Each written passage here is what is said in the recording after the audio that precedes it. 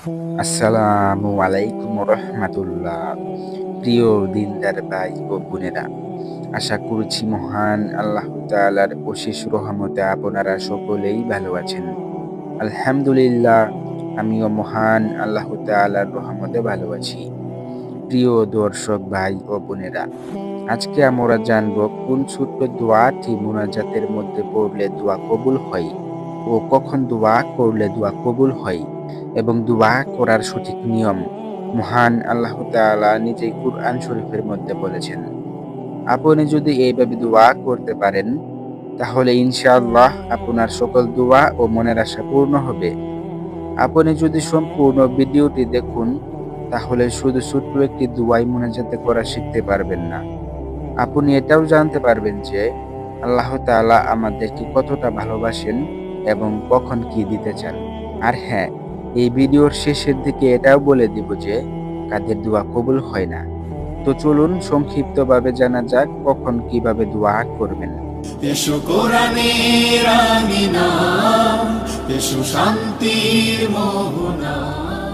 হাদিস শরীফে এসেছে, যখন রাত গভীর হয় এবং তাহাজ্জুদ নামাজের সময় হয় তখন সুবহানাল্লাহু তাআলা পৃথিবীর আকাশে নেমে আসেন।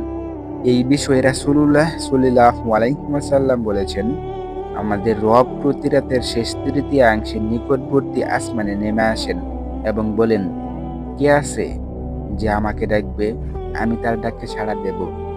কে আছে যে আমার কাছে কিছু চাইবে, আমি তাকে তা দেব।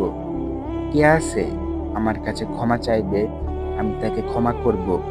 সহিহ বুখারী হাদিস 1145 ও সহিহ মুসলিম হাদিস 758।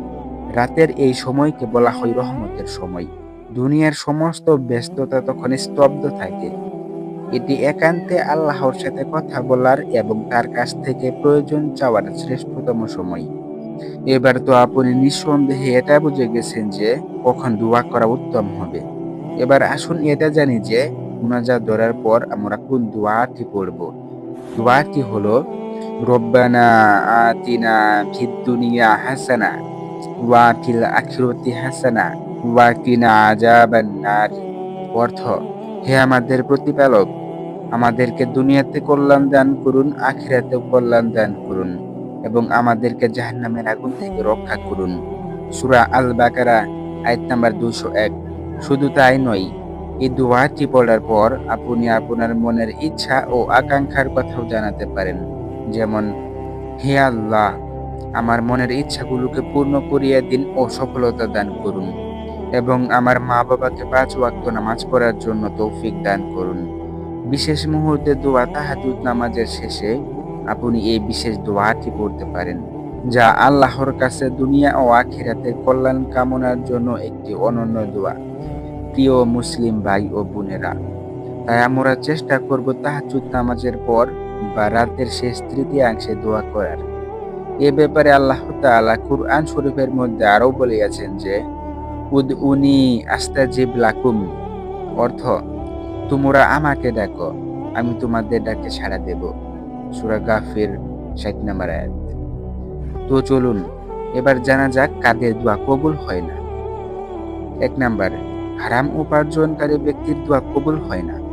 রাসূল সাল্লাল্লাহু আলাইহি ওয়াসাল্লাম বলেছেন, এক ব্যক্তি দীর্ঘ সফর করে এসে ধূলিধূসরিত ও ক্লান্ত অবস্থায় হাত তুলে দোয়া করে, হে আমার রব, হে আমার রব, অথচ তার খাদ্য হারাম, পানীয় হারাম, পোশাক হারাম এবং তার রিজিক হারাম উপার্জন থেকে, তার দোয়া কিভাবে কবুল হবে? সহিহ মুসলিম হাদিস 1015। 2 নাম্বার, আত্মীয়তার সম্পর্ক ছিন্নকারীর দোয়া কবুল হয় না। রাসূল সাল্লাল্লাহু আলাইহি ওয়াসাল্লাম বলেছেন, আত্মীয়তার সম্পর্ক ছিন্নকারী ব্যক্তি জান্নাতে প্রবেশ করবে না। সহিহ মুসলিম হাদিস 2556।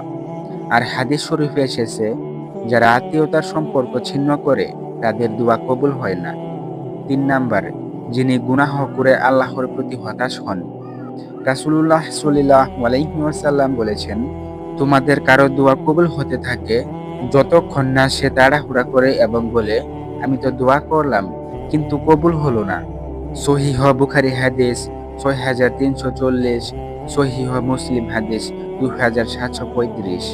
বোঝা গেল যে ধৈর্যহীনতা ও হতাশাও দোয়া কবুলের প্রতিবন্ধকতা সৃষ্টি করে।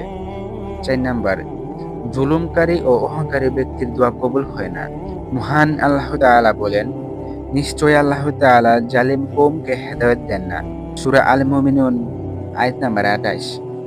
যার হৃদয়ে অহংকার থাকে এবং সে অন্যকে কষ্ট দেয়, তার দোয়া কবুল হয় না। 5 নাম্বার, যারা নিজের পরিবার বা লোকদের জন্য দোয়া না করে শুধু নিজের জন্য দোয়া করে। রাসূল সাল্লাল্লাহু আলাইহি ওয়াসাল্লাম বলেছেন, তোমরা যখন দোয়া করো তখন নিজে ছাড়াও তোমাদের পরিবার পরিজনের জন্য দোয়া করো। আবু দাউদ। 6 নাম্বার, দোয়া কবুলের জন্য শর্ত পূরণ না করলে দোয়া কবুল হয় না।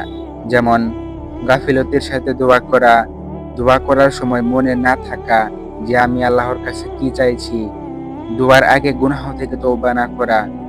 রাসূল সাল্লাল্লাহু আলাইহি ওয়াসাল্লাম বলেছেন, মহান আল্লাহ তাআলা এমন হৃদয় থেকে আসা দোয়া কবুল করেন না যা গাফিল ও অমনোযোগহীন। তিরমিজি হাদিস 3479। আসুন আপনি না চাইতেও কিছু অতিরিক্ত টিপস দেই যা আপনার দোয়া কবুল হতে সাহায্য করবে ইনশাআল্লাহ। 1 নাম্বার, আপনি কি জানেন আল্লাহর কাছে দোয়ার মাধ্যমে চাবার মধ্যে সবচেয়ে উত্তম হলো আত্মসমর্পণ, বিনয় এবং ভরসা। যখন আমরা অন্তর থেকে একান্তভাবে বলি, হে আল্লাহ, আমি অসহায়, তুমিই আমার ভরসা, তখন দোয়া দ্রুত কবুল হবার সম্ভাবনা অনেক বেড়ে যায়। রাসূল সাল্লাল্লাহু আলাইহি ওয়াসাল্লাম বলেছেন, দোয়া ইবাদতের মূল। তিরমিজি হাদিস 3372। 2 নাম্বার, দোয়ার আগে পরে যেসব কাজ করলে দোয়া কবুল হবার সম্ভাবনা বাড়ে। দোয়ার শুরুতে ও শেষে দুরূদ শরীফ পাঠ করা, নিজের গুনাহ স্বীকার করে আল্লাহর কাছে ক্ষমা চাওয়া, আল্লাহর গুণবাচক নামসমূহের মাধ্যমে দোয়া শুরু করা, কাবার দিকে মুখ ফিরিয়ে দেওয়া যদি সম্ভব হয়, দোয়ার সময় চোখে অশ্রু আসা বা কণ্ঠ ভারী হয়ে যাওয়া, এই অনুভূতির মধ্যেই থাকে দোয়ার গভীরতা। 3 নাম্বার, আরেকটি গুরুত্বপূর্ণ সময় যখন দোয়া কবুল হয়, আজান ও ইকামতের মাঝখানের সময়, জুমার দিনের কিছু মুহূর্ত, রোজাদারের দোয়া ইফতারের সময়, অত্যাচারী ব্যক্তির দোয়া, বৃষ্টির সময় দোয়া। রাসূল সাল্লাল্লাহু আলাইহি ওয়াসাল্লাম বলেছেন, 3 ব্যক্তির দোয়া ফিরিয়ে দেওয়া হয় না। রোজাদার ব্যক্তি ইফতার করার সময়, ন্যায়পরায়ণ শাসকের দোয়া এবং মজলুম ব্যক্তির দোয়া। তিরমিজি হাদিস 3598। প্রিয় দর্শক, আপনি যদি আজকের এই ভিডিওটি থেকে দোয়া সম্পর্কে কিছু জানতে এবং শিখতে পারেন, তাহলে ভিডিওটিতে একটি লাইক করুন, শেয়ার করুন এবং চ্যানেলটি সাবস্ক্রাইব করতে ভুলবেন না। দেখা হচ্ছে পরবর্তী কোনো ভিডিওতে ইনশাআল্লাহ।